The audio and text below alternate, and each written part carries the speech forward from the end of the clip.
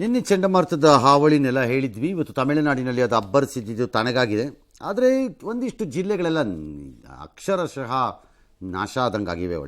3 ದಶಕಗಳ ದಾಖಲೆ ಮಳೆಗೆ 14 ಜನ ಬಲಿಯಾಗಿದ್ದರೆ ಚೆನ್ನೈ, ವಿಳುಪುರಂ, ತಿರುವಣ್ಣಾಮಲೈ, ಪುದುಚೇರಿ, ಕೃಷ್ಣಗಿರಿ ಸೇರಿ ಜನಜೀವನ ಅಸ್ತವ್ಯಸ್ತವಾಗಿದ್ದು ಮುಂದುವರೆದಿದೆ. ಮನೆಗಳೆಲ್ಲ ಜಲಾವೃತ ಆಗಿದೆ, ವಾಹನಗಳು ಕೊಚ್ಚೋಗಿದೆ, ಸೇತುವೆ ಬಿದ್ದೋಗಿದೆ, ರಸ್ತೆ ಕಿತ್ಕೊಂಡೋಗಿದೆ, ಗುಡ್ಡ ಕುಸಿತಗಳಾಗಿದೆ, ತರಾವರಿ ಆಗೋಗಿದೆಯಪ್ಪ. ಇನ್ನು ಈ ಮಧ್ಯೆ ಪ್ರಧಾನಮಂತ್ರಿಗಳು CM ಸ್ಟಾಲಿನ್ಗೆ ತಮಿಳುನಾಡಿಗೆ ಫೋನ್ ಮಾಡಿರೋ ಮಾಹಿತಿ ಪಡೆದ್ರಂತೆ. ಅವ್ರು 2,000 ಕೋಟಿ ಕೊಡಿ ಸರ್ ಅಂತಂದ್ರಂತೆ. ಅದೇನು ಎಲ್ಲರೂ ಹಂಗೆ ಕೇಳೋದು ಬಿಡಿ, ಕೇಳ್ತಾರೆ, ಅವ್ರೇನೋ ಒಂದು ಕೊಡ್ತಾರೆ.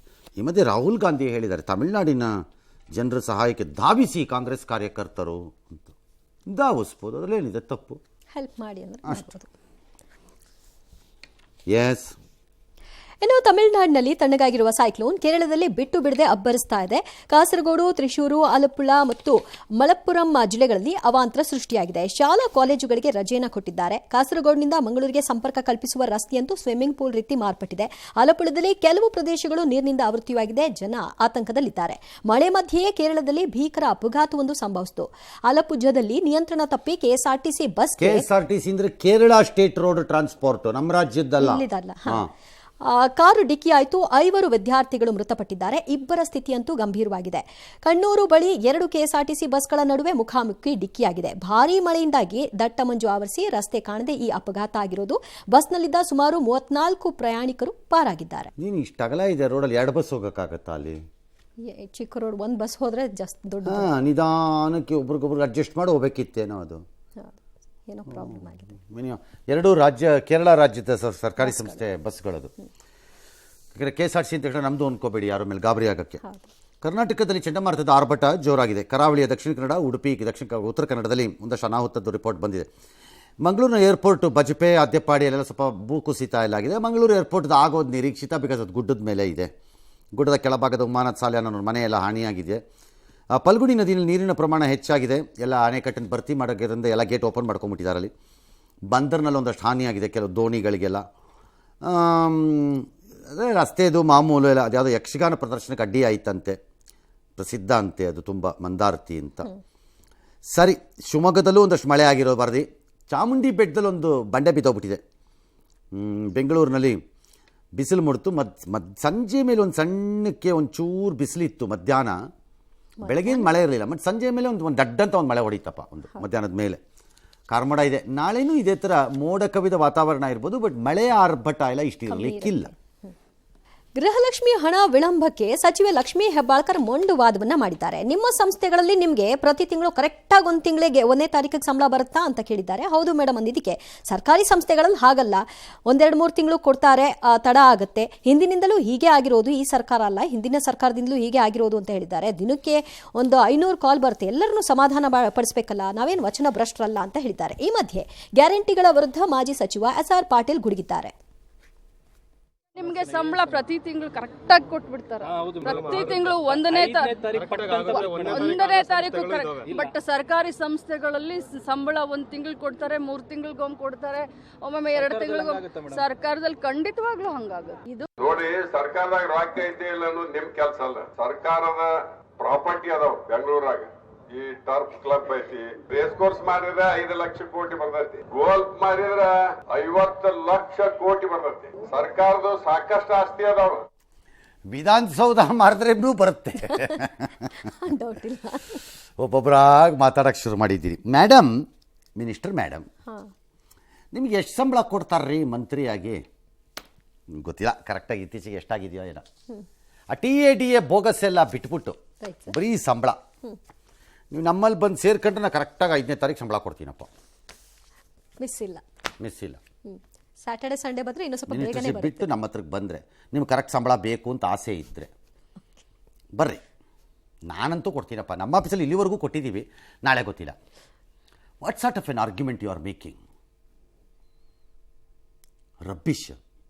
ಯೋಜನೆಗೂ ಸಂಬಳಕ್ಕೂ ಏನು? ನಿಮ್ಮ ಚೀಫ್ ಮಿನಿಸ್ಟರ್ ಹೇಳ್ತಾರೆ ಯಾವುದಕ್ಕೂ ದುಡ್ಡು ಕೊರತೆ ಇಲ್ಲ. ಮೊನ್ನೆನೂ ಹೇಳಿದ್ದಾರೆ ವಾಪಸ್, ಮೊನ್ನೆನೂ ಹೇಳಿದ್ದಾರೆ ಅವ್ರು ವಾಪಸ್ ಕೊರತೆ ಇಲ್ಲ. ಮಣ್ಣು ತಿನ್ನಕ್ಕೆ ಇಟ್ಕೊಂಡಿದ್ದೀರಾ, ಮರಿ ಹಾಕಕ್ಕೆ ಇಟ್ಕೊಂಡಿದ್ದೀರಾ ದುಡ್ಡನ್ನ? 3 ತಿಂಗಳಿಗೆ ಮರಿ ಹಾಕ್ಸಿ ತೊಗೊಂಡೋಗಿ. ಯಾವನಾರು ಇಟ್ಕೋತಾರ ದುಡ್ಡಿದ್ರೆ? ಯಾವ್ಯಾವ ಇಲಾಖೆದು 3 ತಿಂಗಳಿಗೆ ಸಂಬಳ ರಿಲೀಸ್ ಆಗ್ತಾ ಇದೆ ಹೇಳಿ ನೋಡಿ. ಅದು ಒಂದು ನ್ಯೂಸೇ. ಅದು ಒಂದು ಮತ್ತೆ ನ್ಯೂಸ್ ನಮಗೆ, ನೀವೇ ಪಟ್ಟಿ ಕೊಡ್ರಿ. What is this? ಒಂದು ಕಡೆ ದುಡ್ಡಿದೆ, ಯಾವುದಕ್ಕೂ ಕೊರತೆ ಇಲ್ಲ ಅಂತ ನಿಮ್ಮ ಚೀಫ್ ಮಿನಿಸ್ಟರ್ ಹೇಳ್ತಿರೋದಕ್ಕೆ ಇದನ್ನು ಕೇಳ್ತಾ ಇರೋದು. ಇದ್ರ ಯಾವನ್ ಕೇಳ್ತಿದ್ದ? ತಲೆಕೆಟ್ಟವನು ಕೇಳ್ತಾನ? ಅದಕ್ಕೆ ನಿಮ್ಮ ಮಾಧ್ಯಮ ಸಂಸ್ಥೆಗಳಲ್ಲಿ ಕೊಡ್ತಾರೆ. ಮಾಧ್ಯಮ ಸಂಸ್ಥೆ ಖಾಸಗಿ, ಸರ್ಕಾರದ್ದು ನಮ್ಮ ದುಡ್ಡು, ನಿಮ್ಮನೆ ದುಡ್ಡಲ್ಲ ಅದು. ನಂಬರ್ 2, ಇದನ್ನೆಲ್ಲ ಮಾಡ್ಕೊಂಡು ಈ ಪರಿಸ್ಥಿತಿ ತಂದ್ಕೊಳ್ಳಿ ಅಂತ ಹೇಳಿರಲಿಲ್ಲ ಯಾರುವೇ ನಿಮಗೆ. ನೀವು ಅಧಿಕಾರಕ್ಕೆ ಬರೋಕ್ಕೋ ಅಧಿಕಾರ ಹಿಡಿಯೋಕ್ಕೋ ಅದನ್ನೊಂದು ಮಾರ್ಗವಾಗಿ ಬಳಸ್ಕೊಂಡಿದ್ದೀರಿ, ಅನುಭವಿಸ್ಬೇಕು.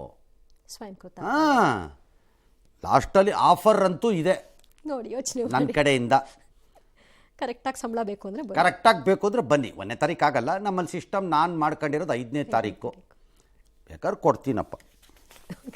ಅಕ್ರಮ ಆಸ್ತಿ ವಿಚಾರದಲ್ಲಿ ಜಮೀರ್ ಲೋಕಾಯುಕ್ತ ಮುಂದೆ ಕೊನೆಗೂ ಹೋಗ್ಬಿಟ್ರಂತೆ ಅವರು. ಕಾರಣ ಅವ್ರು 3 ನೋಟಿಸೋ 4 ನೋಟಿಸೋ ಕೊಟ್ಟಿದ್ರು, ಹೋಗಿರಲಿಲ್ಲ. ಬರ್ತೀರಾ ಇಲ್ವಾ ಅಂತ ಕೇಳಿದ್ರಂತೆ. ಇಲ್ಲ, ಇವತ್ತು ಸ್ವಲ್ಪ ಫ್ರೀ ಇದೆ, ಬರ್ತೀನಿ ಇರಿ ಅಂದ್ಬಿಟ್ಟು ಹೋದ್ರಂತೆ. ಎಲ್ಲ ಪ್ರಶ್ನೆ ಕೇಳಿದ್ರು, ಸಿಕ್ಕಾಬಿಟ್ಟೆ. ನಾನು ಎಲ್ಲದಕ್ಕೂ ಉತ್ತರ ಕೊಟ್ಬಿಟ್ಟಿದ್ದೀನಪ್ಪ ಅಂದರೆ. ಜಮೀರ್ ಉತ್ತರ ಕೊಡದೆ ಈ ಪ್ರಪಂಚದಲ್ಲಿ ಯಾವನಾದರೂ ಬೇರೆಯವ್ರ ಕೈಲಿ ಉತ್ತರ ಕೊಡೋಕ್ಕಾಗತ್ತಾ? ಉತ್ತರವೇ ಇಲ್ಲದನ್ನು ಪ್ರಶ್ನೆ ಮಾಡುವಷ್ಟು ಶಕ್ತಿ ಅವ್ರಿಗೆ ಸೃಷ್ಟಿ ಮಾಡ್ತಾರೆ. ಅವ್ರಿಗೆ ಅಷ್ಟು ಶಕ್ತಿ ಇದ್ದವ್ರಿಗೆ ಇದ್ಯಾವ ಲಡ್ಕಾಸಿ ಉತ್ತರ ತಳ್ತಾರೆ ಸುಮ್ಮನೆ. ಹಂಗೆ ಅವರು ಕ್ಲೀನಾಗಿ ಕೊಟ್ಟಿರ್ತಾರೆ. ಬಿಡ್ರಿ, ಅದೇನು ನನ್ನ ಪ್ರಕಾರ ಏನು ಸಮಸ್ಯೆನೇ ಇಲ್ಲ. ಎದುರೋಗಿರ್ಬೇಕು, ಮೋಸ್ಟ್ಲಿ ಲೋಕಾಯುಕ್ತ ಆಫೀಸರೇ ಎದುರೋಗಿರ್ತಾರೆ. ನೆಕ್ಸ್ಟ್ ಏನು ಕೇಳೋದು ಅಂತ ಕಷ್ಟ ಇರುತ್ತೆ ಬಿಡಿ ಅವ್ರಿಗೆ, ಪಾಪ. ಇನ್ನು ಮೂಡ ಕೇಸಲ್ಲಿ ಕಾರ್ಯದರ್ಶಿ ನಗರಾಭಿವೃದ್ಧಿ ಇಲಾಖೆ ದೀಪಾ ಚೋಳನವರು ಒಂದು 6 ಗಂಟೆ ವಿಚಾರಣೆನಂತೆ. ನೀನು 1 ಕೋಟಿ ರೂಪಾಯಿ ಸೈಟನ್ನು 6 ಲಕ್ಷಕ್ಕೆ ರಿಜಿಸ್ಟರ್ ಮಾಡಿದ್ದಾರಂತೆ. ಲೆಕ್ಕ ಹಾಕ್ಕೊಳ್ರಿ, ಇದು ಮೂಡ ಕಥೆ. ನಾನು ಆಗಲೇ ಹೇಳಿದ್ದು, ಆಫೀಸರ್ಗಳು ಹೆಂಗೆ ವರ್ಕ್ ಮಾಡಿದ್ದಾರೆ ಅಲ್ಲಿ ಅಂತ ಅನ್ಸುತ್ತೆ ಅಂತಂದರೆ ಮೇಲ್ನೋಟಕ್ಕೆ. ಏನು ಪಿರಿಯಾದಿಲ್ಲದೆ ಕೆಲಸ ಮಾಡಿದ್ದಾರೆ. 1300 ಸೈಟು ಈ ಮೂಡ CM ರಿಲೇಟೆಡ್ ಅಲ್ಲದೆ ಆಗಿರೋದು. 6 ಲಕ್ಷಕ್ಕೆ ರಿಜಿಸ್ಟರ್ ಮಾಡ್ತಾರಂತೆ. ಒಟ್ಟು 300 ಸೈಟನ್ನು ಈ ಥರ ಮಾಡಿದಾರಂತೆ. 6 ಲಕ್ಷ 7 ಲಕ್ಷಕ್ಕೆ, which is valued at 1 crore 2 crore. SR Patil ರೇ, ಗಾಲ್ಫ್ ಕ್ಲಬ್ ಮಾರನ್ವಾ, ಟರ್ಫ್ ಕ್ಲಬ್ ಮಾರನ್ವಾ, ಹೊಂದ್ಸಕ್ಕೆ ಇಲ್ಲಿದೆ. ಸರಿ, ಈ ಮುಂದೆ 46 ಸೈಟ್ ಆಗಿದೆ, ರದ್ದು ಮಾಡಿದಾರಂತೆ. ಈಗೆಲ್ಲ ರದ್ದು ಮಾಡಿಬಿಟ್ಟು ಸರ್ಕಾರ ತನ್ನ ಆಸ್ತಿ ಅಂತ ಹಾಕ್ಕೊಂಡಿದೆಯಂತೆ. ರಾಜೇಂದ್ರ ಅವರ ವರದಿ ಪ್ರಕಾರ ಎಲ್ಲ ರದ್ದು ಮಾಡಿ ವಶಕ್ಕೆ ತೊಗೊಂಡಿದೆ, ಎಲ್ಲ ಮಾಡಿದೆ. ಇದೆಲ್ಲ ಕರೆಕ್ಟ್ ರೀ? ಮಾಡಿದ್ದೆಂಗೆ, ಆಗೋದೆಂಗೆ ಇವೆಲ್ಲ? ಏನಪ್ಪ. ಎಸ್, ಸ್ಟೇಟ್ಮೆಂಟ್ ಮಾಡಿದ್ದಾರೆ. ಅವ್ರ ಸ್ಟೇಟ್ಮೆಂಟ್ಗೆ ಅಗತ್ಯ ಏನೇನು ಮಾಹಿತಿ ಕೇಳಿದ್ರು ಅದೆಲ್ಲ ಮಾಹಿತಿಯನ್ನು ಕೊಟ್ಟಿದ್ದೀವಿ. ತಿರ್ಗಿ ಅಗತ್ಯ ಇದ್ರೆ ಕರಿತೀವಿ ಅಂತ ಹೇಳಿದ್ದಾರೆ. ಕರೆದ್ರೆ ಬರ್ತೀನಿ ನಾನು. ಅವರೆಲ್ಲಿ ಕರೀತಾರೆ ಬಿಡಿ ಸರ್, ನಿಮ್ಮನ್ನು ಸಾಕಾಗಿರುತ್ತೆ. ಬಿಡ್ರಿ. ಇನ್ನು ಗಲ್ವಾನ್ನಲ್ಲಿ ಘರ್ಷಣೆಗೆ ಚೀನಾದ ನಡೆಯೇ ಕಾರಣ ಅಂತ ಲೋಕಸಭೆಯಲ್ಲಿ ವಿದೇಶಾಂಗ ಸಚಿವ ಜಯಶಂಕರ್ ಹೇಳಿದ್ದಾರೆ. 2020ರಿಂದ ಉಭಯ ದೇಶಗಳ ನಡುವೆ ಬಾಂಧವ್ಯ ಸರಿ ಇಲ್ಲ, ಪರಸ್ಪರ ಮಾತುಕತೆಗೆ ಭಾರತ ಸಿದ್ಧ, ಇದಕ್ಕೆ ಶಾಂತಿಯ ಆಧಾರ ಅಂತಲೂ ಹೇಳಿದ್ದಾರೆ. ಇನ್ನು ಬೆಳಗ್ಗೆ ಕಲಾಪ ಆರಂಭವಾದ ಸಂದರ್ಭ ಉತ್ತರ ಪ್ರದೇಶದ ಸಂಭಾಲ್ ಮಸೀದಿ ವಿವಾದ ಕೋಲಾಹಲ ಎಬ್ಬಿಸಿತು. ಎಸ್ಪಿ ನಾಯಕ ಅಖಿಲೇಶ್ ಯಾದವ್ ಅವರು ವಿಷಯ ಪ್ರಸ್ತಾಪಿಸಿ ಚರ್ಚೆಗೆ ಅವಕಾಶ ಕೊಡಬೇಕು ಅಂತ ಕೋರಿದ್ರು. ಅದಾಗದೇ ಇದ್ದಾಗ ವಿಪಕ್ಷ ನಾಯಕರೆಲ್ಲ ಸಭಾತ್ಯಾಗ ಮಾಡಿದ್ರು. ರಾಹುಲ್ ಗಾಂಧಿ ನಾಳೆ 5 ಸಂಸದರ ಜೊತೆ ಸಂಭಾಲ್ಗೆ ಭೇಟಿ ಕೊಡ್ತಾರೆ. ಮತ್ತೊಂದು ಕಡೆ ಅಮೆರಿಕದ ಲಂಚ ಪ್ರಕರಣದಲ್ಲಿ ಆರೋಪಿಯಾಗಿರುವ ಅದಾನಿ ವಿರುದ್ಧ ಇಂಡಿ ಒಕ್ಕೂಟ ಸಂಸತ್ ಭವನದ ಎದುರು ಪ್ರತಿಭಟನೆ. ಅವ್ರಿಗೆ ಅದೊಂದೇ ವಿಚಾರ ಬಿಡ್ರಿ. ಬೆಳಗ್ಗೆ ಆಯ್ತು ಮಧ್ಯಾಹ್ನ ಆಯ್ತು ಅಂದ್ರೆ ಇನ್ನೇನು ಕೆಲಸವೇ ಇಲ್ಲ ಅವ್ರಿಗೆ. ಪಾರ್ಲಿಮೆಂಟ್ಗೆ ಹೋಗ್ಬಿಟ್ಟು ಚರ್ಚೆ ಮಾಡ್ರಿ ಅಂದ್ರೆ ಅದಾನಿ ಅದಾನಿ ಅದಾನಿ ಅಂತ ಕೂತ್ಕೊತಾರೆ. ಬೇರೆ ಕೆಲಸವಿಲ್ಲ ಇವ್ರಿಗೆ. ಪಾರ್ಲಿಮೆಂಟ್ ಅದೇನು ಅದಾನಿಗೆ ಒಬ್ಬರಿಗೇನೇನ? ಅವ್ರ ಮನೆ ಆಸ್ತಿನ ಅದು, ಅವ್ರ ತಾತನ ಮನೆ ಆಸ್ತಿ. ಪಾರ್ಲಿಮೆಂಟ್ಗೆ ನಿಮ್ಮನ್ನು ಎಲೆಕ್ಟ್ ಮಾಡಕ್ಕೆ ಕಳಿಸಿರೋದು ಎಲ್ಲ ಜನರದ್ದು ಮಾತಾಡ್ರಪ್ಪ ಅಂತಂದ್ರೆ ಅದಾನಿ ಅದಾನಿ ಅದಾನಿ ಬೇರೆ ಕೆಲಸ ಇಲ್ಲ ಇವ್ರಿಗೆ. ಲೋಕಸಭೆ ಅಟ್ಲೀಸ್ಟ್ ಯಾವುದೋ ಸಂಬಾಲ ಯಾವ್ದಾರು ಆಗಲಿ ಚರ್ಚೆ ಮಾಡಿರಿ ಅಂತಂದ್ರೆ ಇಲ್ವಂತೆ. ಅವ್ರು ನಾಳೆ ಹೋಗ್ತಾರಂತೆ ಸಂಬಾಲ್ಗೆ. ಹೋಗಿ ಓಟ್ಗೋಸ್ಕರ ಎಲ್ಲಿಗೆ ಬೇಕಾದ್ರೂ ಹೋಗ್ತೀರಿ, ಹೋಗಿ, ಬೇಡ ಅಂತವನು ಅವನು. ಆದರೆ ನೀವು ಅಲ್ಲಿ ಬರಬೇಡಿ ಅಂತ ಅಲ್ಲಿ ಜಿಲ್ಲಾಧಿಕಾರಿ ಹೇಳಿದ್ದಾರೆ. ಒಂದ್ಸರಿ ಫೋನ್ ಮಾಡ್ಕೊಂಡು ಹೋಗಿ. ಸುಮ್ಮನೆ ಅಲ್ಲಿ ಟ್ರಾವೆಲ್ ಮಾಡಿಬಿಟ್ಟು ಟಿ ವಿಗಳಿಗೊಂದು ಇದು ಸಿಗತ್ತೆ ಬಿಡಿ ಐಡಿಯಾ. ಮಹಾರಾಷ್ಟ್ರ ಚುನಾವಣೆ 10 ದಿನ ಆಯಿತು, CM ಆಗಿಲ್ಲ. ನಾಳೆ ಆಗ್ತಾರೆ ಅನ್ಸುತ್ತೆ. ಅವರೇನೋ ಆಸ್ಪತ್ರೆಗೆ ಹೋಗಿದ್ದಾರಂತೆ ಶಿಂದೆ. ಬಟ್ ಇವತ್ತು ದೇವೇಂದ್ರ ಫಡ್ನವೀಸ್ ಹೋಗಿ ಅವ್ರನ್ನ ಭೇಟಿ ಮಾಡಿದ್ದಾರೆ ಅವ್ರ ಮನೆಯಲ್ಲಿ ಮುಂಬೈಯಲ್ಲಿ. ನಾಳೆ ತೀರ್ಮಾನ ಆಗುತ್ತೆ. ಪ್ರಮಾಣ ವಚನ ಸ್ವೀಕಾರ 5ನೇ ತಾರೀಕಂತೂ ಗ್ಯಾರಂಟಿ. ಈಗೆಲ್ಲರೂ ಹೇಳ್ತಿರೋದು ಅಲ್ಟಿಮೇಟ್ಲಿ ಫಡ್ನವೀಸ್ CM, 2 DCMಗಳು ಬರ್ತಾರೆ. ಅದು ಶಿಂದೆ ಮತ್ತು ಅಜಿತ್ ಪವಾರ್ ಅಂತ ಎಲ್ಲರೂ ಹೇಳ್ತಿದ್ದಾರೆ. ಗೊತ್ತಿಲ್ಲ, ಏನೋ ಒಂದು ಅಡ್ಜಸ್ಟ್ ಮಾಡ್ಕೋತಾರೆ, ಮ್ಯಾನೇಜ್ ಮಾಡ್ತಾರೆ. ಮಾಡೋಕ್ಕಾಗದೇ ಇದ್ದರೆ ಕರ್ನಾಟಕದವ್ರಿಗೊಂದು ಫೋನ್ ಮಾಡಿ ಜಗಳ ಆಡೋದು ಹೆಂಗೆ ಅಂತ ಕೇಳ್ಕೊಂಡು ಅಡ್ವೈಸ್ ತಗೊಂಡು ಮುಂದಕ್ಕೆ ಹೋಗಿ. ಅದು ಬರಲ್ಲ ಅಂದರೆ ನಿಮ್ಗೆ ಅದು ಕರೆಕ್ಟಾಗಿ ಬರ್ತಾ ಇಲ್ಲ ಅಂದರೆ ಹೆಂಗೆ ಫೈಟ್ ಮಾಡಬೇಕು?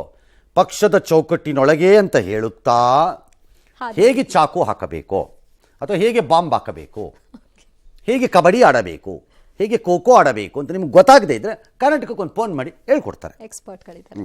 ಇನ್ನು ಬಾಂಗ್ಲಾದೇಶದಲ್ಲಿ ಹಿಂದೂಗಳ ಮೇಲಿನ ದೌರ್ಜನ್ಯವನ್ನ ಪ್ರಸಾರ ಮಾಡ್ತಾ ಇರುವ ಭಾರತದ ಎಲ್ಲಾ ಸುದ್ದಿವಾಹಿನಿಗಳ ಪ್ರಸಾರವನ್ನ ನಿಷೇಧ ಮಾಡುವಂತೆ ಬಾಂಗ್ಲಾ ಹೈಕೋರ್ಟ್ನಲ್ಲಿ ವಕೀಲ ಭಯಾನ್ ರಿಟ್ ಅರ್ಜಿಯನ್ನು ಸಲ್ಲಿಸಿದ್ದಾರೆ.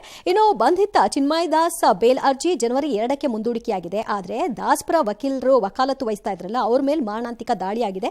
ಐಸಿಯುನಲ್ಲಿ ಅವರು ದಾಖಲಾಗಿದ್ದಾರೆ, ಚಿಕಿತ್ಸೆ ಪಡಿತಾ ಇದ್ದಾರೆ. ಬಾಂಗ್ಲಾದೇಶದ ಕೃಷ್ಣ ಭಕ್ತರು ಸದ್ಯಕ್ಕೆ ಬಹಿರಂಗವಾಗಿ ತಿಲಕ ಧರಿಸದಂತೆ ಮನವಿಯನ್ನ ಮಾಡಿಕೊಳ್ಳಲಾಗಿದೆ. ಭಾರತದ ರಾಷ್ಟ್ರಧ್ವಜಕ್ಕೆ ಅಪಮಾನ ಮಾಡಿರುವ ಹಿನ್ನೆಲೆಯಲ್ಲಿ ಬಾಂಗ್ಲಾದೇಶದ ಪ್ರಜೆಗಳಿಗೆ ಸೇವೆ ಒದಗಿಸದಿರಲು ತ್ರಿಪುರಾ ಹೋಟೆಲ್ ಮಾಲೀಕರ ಸಂಘ ನಿರ್ಧಾರ ಮಾಡಿದೆ. ಈ ಮಧ್ಯೆ ಇದು ಮುಂದುವರಿಯುತ್ತೆ. ಹೀಗೆ ಆದರೆ ಅಲ್ಟಿಮೇಟ್ಲಿ ಬಾಂಗ್ಲಾ ಇದರದ್ದು ಬೆಲೆಯನ್ನ ತೆರಬೇಕು. ಅವ್ರು ಆಡ್ತಿರೋ ಆಟಗಳಿಗೆ ತೆರಿಬೇಕು. ಬೆಂಗಳೂರಿನಲ್ಲೂ ನಾವು ಇನ್ಮೇಲಿಂದ ನಮ್ಮ ಪೊಲೀಸ್ನವ್ರು ಕಣ್ಣಿಡಬೇಕೀಗ. ಬಾಯಿ ಮುಚ್ಕೊಂಡು ನಮ್ಮೂರು ಯಾವನು ಇದಾನೆ ಇಲ್ಲಿ ಅಂತ ಹೆಕ್ಕಿ ತೆಗಿಬೇಕೀಗ. ಇಲ್ಲಿ ಪುಕ್ಕಟ್ಟೆ ಓಡಾಡಿಕೊಂಡು ನಮ್ಮ ಅನ್ನ ತಿನ್ಕೊಂಡು ಬಿದ್ದಿರೋಕ್ಕಲ್ಲ ಇಲ್ಲಿರೋದು ಈ ದೇಶ. ಇಲ್ಲೂ ಹೆಕ್ ತೆಗಿಬೇಕು. ಯಾರ್ಯಾರಿಗೆ ಮಾಹಿತಿ ಇದೆ ಕಾಲ್ ಮಾಡಿರಿ, ಎಲ್ಲೆಲ್ಲಿದ್ದಾರೆ ಅಂತ ಹೆಕ್ ತೆಗಿಬೇಕು, ಅವ್ರನ್ನ ತೆಗೆದು ಕಳಿಸ್ಬೇಕು. ರೇಣುಕಾಸ್ವಾಮಿ ಕೊಲೆ ಪ್ರಕರಣದಲ್ಲಿ ಪವಿತ್ರ ಗೌಡ ಬೇಲ್ದ ಅರ್ಜಿ ಬಂದಿತ್ತು. ಅವ್ರ ವಕೀಲರು ಇವತ್ತು ವಾದ ಮಾಡಿದ್ರು. ನೋಡಿ ಸರ್, ಪವಿತ್ರ ಗೌಡ ಮತ್ತು ದರ್ಶನ್ ಲಿವ್ ಇನ್ ರಿಲೇಷನ್ಶಿಪ್ಪಲ್ಲಿದ್ದರು. ಅವ್ರಿಗೆ ಚಪ್ಪಲಿ ಹೊಡೆದ್ರೆ ಹೊರತು ಅವ್ರು ಹೊಡೆದಿದ್ದಕ್ಕೆ ಸತ್ತೋಗಿದ್ದಾರಾ? ಏನೂ ಸತ್ತಿಲ್ಲ. ಅವ್ರು ಅಲ್ಲಿಂದ ಹೊಡೋದ್ರು, ಆಮೇಲೆ ಯಾರೋ ಹೊಡೆದಿದ್ದಾರೆ, ಆಗ ಸತ್ತೋಗ್ಬಿಟ್ಟಿದ್ದಾರೆ ಅಷ್ಟೇ, ಸಂಬಂಧ ಇಲ್ಲ. ಮತ್ತು ಆ ಪವನ್ ಯಾರಿಗೋ ಹೇಳ್ಬಿಟ್ಟು ದರ್ಶನ್ ಕಿಡ್ನ್ಯಾಪ್ ಮಾಡಿಸಿರೋದು ಅಂತೆಲ್ಲ ಅವರು ಹೇಳ್ಬಿಟ್ಟಿದ್ದಾರೆ. ನಮ್ದೇನು ಕ್ಲೈಂಟ್ ತಪ್ಪಿಲ್ಲಪ್ಪ, ನಮಗೆ ಬೇಲ್ ಕೊಟ್ಬಿಡಿ ಅಂತ ಅವ್ರು ಕೇಳಿದ್ದಾರೆ. ಕೋರ್ಟ್ ಏನು ತೀರ್ಮಾನ ಮಾಡಿಲ್ಲ, ಎಲ್ಲ ಮುಗಿದಿದೆ. ಈಗ ಮುಂದೆ SPP ಎಲ್ಲ ಆರ್ಗ್ಯೂ ಮಾಡ್ತಾರೆ.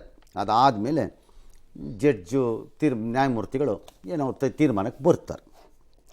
ವಂಚನೆ ಕೇಸ್ ಸಂಬಂಧ ಬಿಗ್ ಬಾಸ್ ಮನೆಯಿಂದ ಚೈತ್ರಾ ಕುಂದಾಪುರ ಹೊರಬಂದು ಕೋರ್ಟ್ಗೆ ಹಾಜರಾದರು. ಉದ್ಯಮಿ ಗೋವಿಂದ ಪೂಜಾರಿಗೆ MLA ಸೀಟ್ ಕೊಡಿಸೋದಾಗಿ 5 ಕೋಟಿ ರೂಪಾಯಿ ವಂಚನೆ ಮಾಡಿದಂತಹ ಪ್ರಕರಣ ಇದಾಗಿದೆ. ಜನವರಿ 13ಕ್ಕೆ ಕೇಸ್ ಮುಂದೂಡಿಕೆಯಾಗಿದೆ. ಇನ್ನು ಹೈದರಾಬಾದ್ನಲ್ಲಿ ಸುಯಿಸೈಡ್ಗೆ ಶರಣಾದ ಬ್ರಹ್ಮಗಂಟು ಧಾರವಾಹಿಯ ಶೋಭಿತಾ ಶಿವಣ್ಣ ಅಂತ್ಯಕ್ರಿಯೆ ಸಕಲೇಶಪುರದ ಹೆರೂರಿನಲ್ಲಿ ನಡೆಯಿತು. ಕುಟುಂಬಸ್ಥರ ಆಕ್ರಂದನ ಮುಗಿಲು ಮುಟ್ಟಿತ್ತು. ಈ ಮಧ್ಯೆ ಬಾಲಿವುಡ್ನ ನಟಿ ನರ್ಗೀಸ್ ಫಕ್ರಿ ಸಹೋದರಿ ಆಲಿಯಾ ಫಕ್ರಿಯನ್ನ ನ್ಯೂಯಾರ್ಕ್ನಲ್ಲಿ ಅರೆಸ್ಟ್ ಮಾಡಲಾಗಿದೆ. ಮಾಜಿ ಗೆಳೆಯ ಎಡ್ವರ್ಡ್ ಜೇಕಬ್ಸ್ ಇದ್ದ 2 ಅಂತಸ್ತಿನ ಗ್ಯಾರೇಜ್ಗೆ ಬೆಂಕಿ ಹಚ್ಚಿದ ಕಾರಣ ಉಸಿರಾಡಲು ಆಗದೆ ಆತ ಸಾವನ್ನಪ್ಪಿದ್ರು. ಯಾರು ಇನ್ನೂ ಒಬ್ಬರು ಸತ್ತಿದ್ದಾರೆ, ಇಬ್ಬರಲ್ಲಿ. ಅವ್ರ ಗೆಳತಿ ಅವನ ಜೊತೆಲಿ ಇದ್ದಿದ್ದು ಇನ್ಯಾರೋ ಹೆಣ್ಮಗಳು ಸತ್ತಿಯಾಳೆ ಅನ್ಸುತ್ತೆ. ಡಿಸೆಂಬರ್ 30ನೇ ತಾರೀಕು UI ರಿಲೀಸ್ ಅಲ್ವಾ? ಸರಿ, ಉಪೇಂದ್ರ ಆ್ಯಂಡ್ ತಂಡ ಇವಾಗ ಟೆಂಪಲ್ ರನ್ನಲ್ಲಿದೆ. ಕಟೀಲು, ದುರ್ಗಾ ಪರಮೇಶ್ವರಿ, ಕುತ್ತಾರ್ ಕೊರಗಜ, BC ರೋಡಲ್ಲಿ ಅದು ವನದುರ್ಗ ಕ್ಷೇತ್ರ, ಅದಕ್ಕೆಲ್ಲ ಹೋಗಿ ಭೇಟಿ ಕೊಟ್ಟಿದ್ದಾರೆ.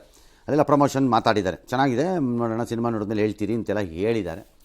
ಆಯಿತು, ಅವ್ರು ಹೇಳಿದ್ಮೇಲೆ ನೋಡೋಣ, ಕೇಳಬೇಕಲ್ಲ. ಯಾವತ್ತು ಕಂಟೆಂಟ್ ಇರೋವಂಥದ್ದು ನಿಜವಾಗ್ಲೂ ಚೆನ್ನಾಗಿರೋವಂಥ ಪಿಕ್ಚರ್ ಯಾವತ್ತೂ ಪ್ರೇಕ್ಷಕ ಕೈ ಬಿಟ್ಟಿಲ್ಲ ನನ್ನ ಪ್ರಕಾರ. ಈ ಜಾಗನೇ ಬಹಳ ವಿಶೇಷ. ದೈವಗಳ ಬಗ್ಗೆ ಇರ್ಬೋದು, ಕೋಲುಗಳ ಬಗ್ಗೆ ಇರ್ಬೋದು, ಇಲ್ಲಿರುವಂಥ ವಿಶೇಷತೆಗಳ ಬಗ್ಗೆ ಯಾವಾಗ ಬಂದರೂ ಕೂಡ ನನಗೊಂದು ಆಸಕ್ತಿ.